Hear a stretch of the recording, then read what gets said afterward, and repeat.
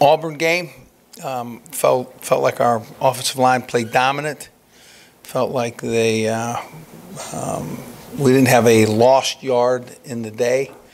I don't know that I've been around one of those, but Dahl Alexander was named the SEC Offensive Lineman of the Week. We rushed for 411 yards, an 8.6 yards per carry for every back. And really proud of offensively how they played. That's Coach Les Miles from the LSU Tigers coming off their 45-21 victory over Auburn, getting ready for the Syracuse Orange this weekend. Miles is very happy with his depth at running back. I think Geis carried the ball 6 times for 45 yards. I think Darrell Williams carried the ball 8 or 9 times for 47 yards. Again, I think we have some elite backs, that can shift the burden of carry off of Leonard to freshen him up when need be, and then we have a mobile quarterback, and it's always an issue with defenses that want to come up the field. With a noon Eastern and an 11 a.m. Central start time, the LSU Tigers will make the adjustments getting ready for Syracuse. We've given thought to those things. We're going to practice here on Monday, Tuesday, and Wednesday, and probably be in grass depending on the heat, and because we just like being outside. And then we'll go in for Thursday's practice.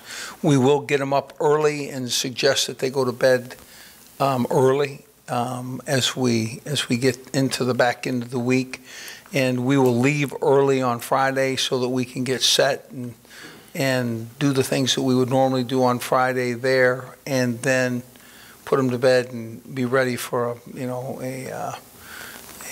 early wake-up call and a early readiness to play.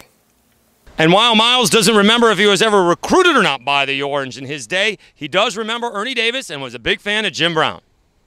I have to be very honest with you. I don't remember the Syracuse, whether they recruited me or not, but I do remember Ernie Davis. I remember my father telling me a story about the Cleveland Browns and a running back at the Cleveland Browns, and I could not have told you I remembered his name in that conversation. Certainly afterward, the Express and the movie, etc., kind of all painted in.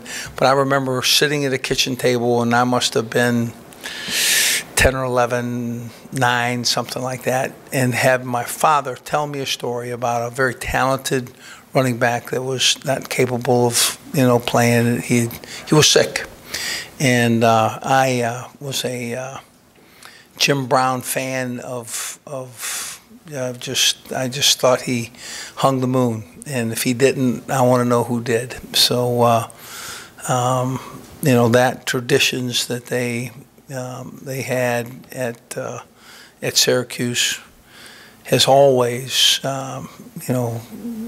really allowed me to look on that program as just one of the classic college programs in our country. Stay with 103.7 The Game and 103.7thegame.com for your complete 2015 LSU Tigers. For 103.7 The Game, I'm Dave Schultz.